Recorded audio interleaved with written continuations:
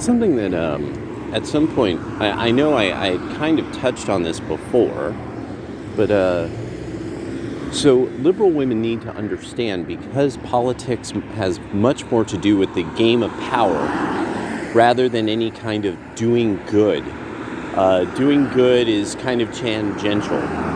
It really is the way that you are managing power, dealing with who has power and how much in society. That's really what politics is about.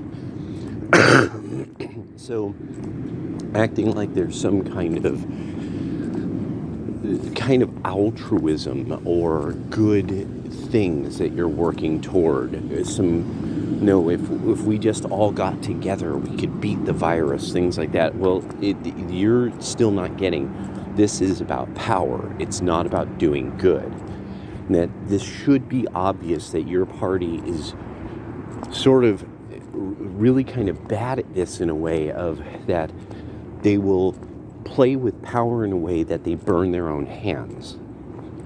And that this is why then the panic about the coming midterms is coming. You've severely injured your own party, playing with power irresponsibly, and doing it poorly, violating over and over again the 48 laws of power. Multiple laws of power.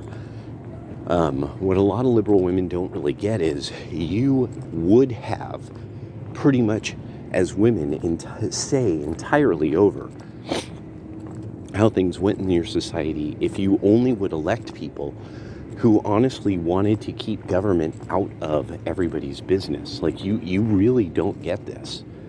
That individual men will hand each and every one of you power. If as long as you just basically don't cheat on them, or as long as you stay with them, as long as you're even nice, men will hand you power. But only if you handle it well.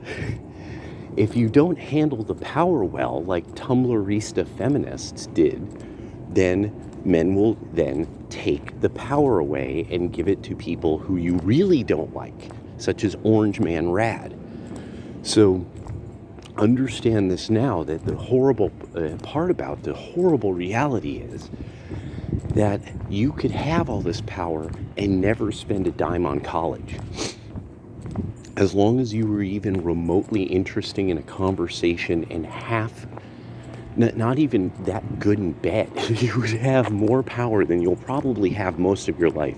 If you went to college and you owe money, very likely you will be powerless and poor for the vast majority of your adult life. And you didn't have to.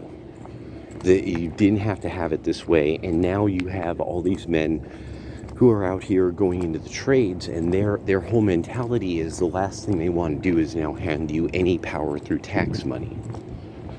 And that's going to be kind of the end of things, an end of an era, as people decide, well, there's really not a reason for there to be college-educated women.